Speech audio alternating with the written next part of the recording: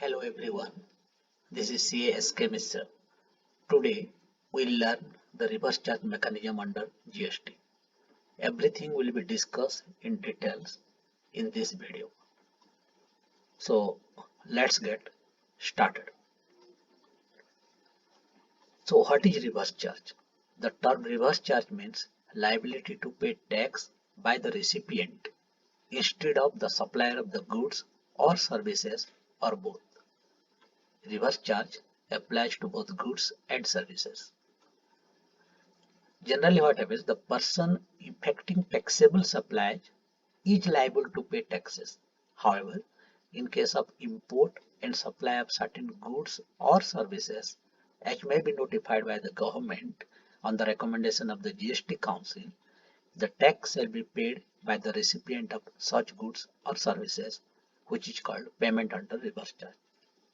And in case a supply means both goods and services, if it is covered under reverse charge, the recipient is mandatorily required to obtain register under GST. Okay, irrespective of turnover and whether supplying taxable goods or services or not. It means, suppose a body corporate, let's say company X is receiving legal service from someone else, but the turnover of the company X is below threshold limit. You know what is the turnover requirement for registration under GST? It is 20 lakhs or 10 lakhs depending upon whether special category state or normal state.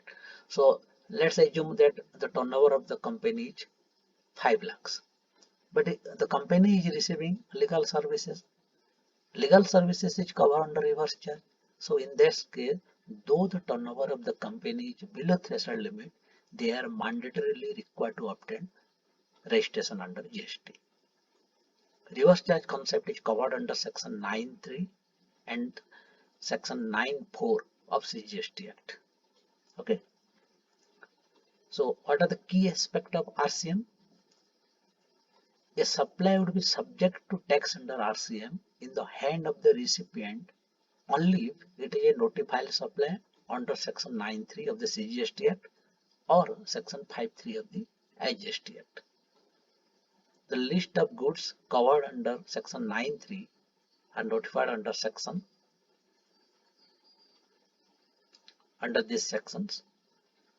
In case of supply received from unregistered person, it is taxable under RCM in the hand of registered person under section 9(4) of CGST Act only in respect of class of registered person and category of goods or services notified under section notification 7/2019 of central tax rate dated 29th March 2019. All taxpayers required to pay tax under reverse charge have to mandatorily obtain registration under GST, and the threshold exemption is not applicable on them. And in GST regime, there is no concept of partial reverse charge. Earlier it was there in service tax regime. So if a supply, that is supply of goods or services, if it is covered under RCM, then the recipient is required to pay 100% tax under RCM. And one more important thing, the payment of tax under reverse charge has to be made in cash and cannot be made by utilization of input tax credit. So what are the key provisions? RCM applicable for both goods and services. And there are two types of reverse charge scenario provided in GST law. It is important for all of you to remember that reverse charge, the provision of reverse charge is there in section 9(3) of the CGST Act and section 9(4) of the CGST Act. And these two sections are completely different and they cater to different goods and services. So what is 9(3) and what is 9(4)?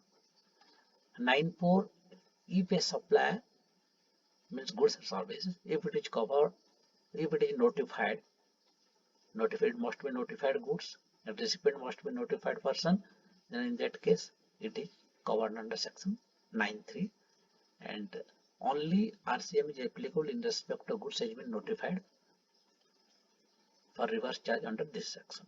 And another is reverse charge under section 9(4). Here, what is when the GST was implemented on 1st day of July 2017, there was provision in the law that in case of receipt of goods or services by a registered person from any person, any person means any unregistered person, then the recipient is required to pay GST under RCM. And this was applicable only for a brief period from 1st of July to 12th of October 2017, and this provision was kept in abeyance, and the CGST Amendment Act 2018, which came into operation with effect from 1st February 2019, has amended this provision. So, what changes have been made? Now only specified classes of registered person, supply of specified category of goods or services received from unregistered supplier as notified by the government as per recommendation of GST Council is covered under section 9(4). So here, suppose a registered person is receiving goods or services from unregistered person, then RCM is not applicable. It is applicable only for specified classes of registered person, not in all cases, and only for specified category of goods or services, or both.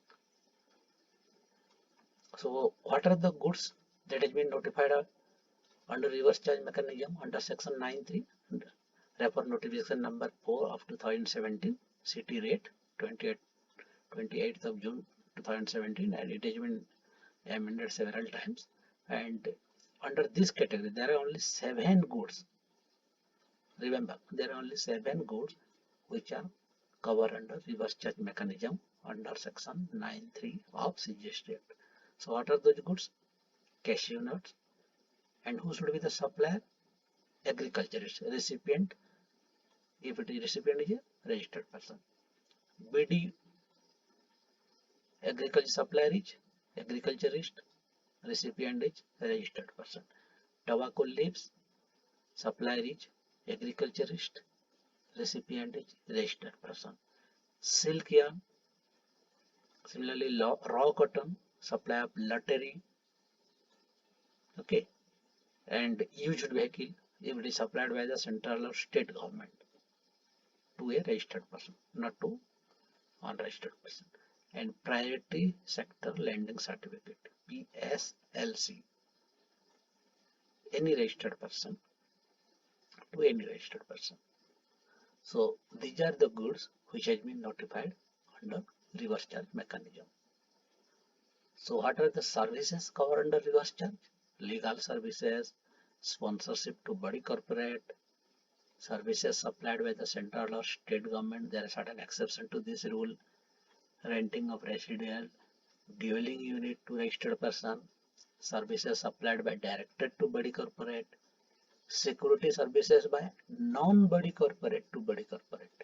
If a partnership firm is providing security services to a company, body corporate means what? A company registered under Company Act.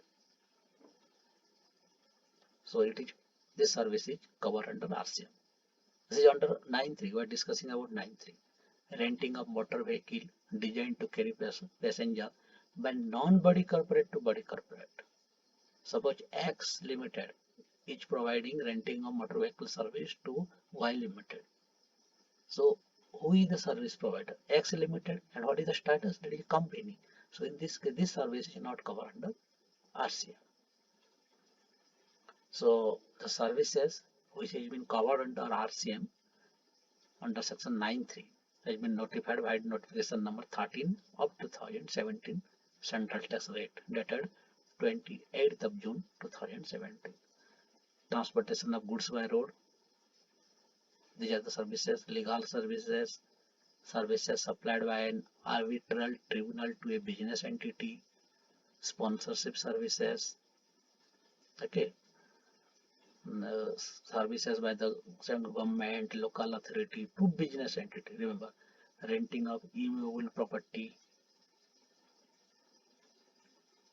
services supplied by director to body corporate, services supplied by insurance agent to any person carrying on insurance business, services supplied by a recovery agent to a banking company or financial institution, services supplied by music composer, services by the member of the overseeing committee of RBI, services supplied by individual direct selling agent to whom?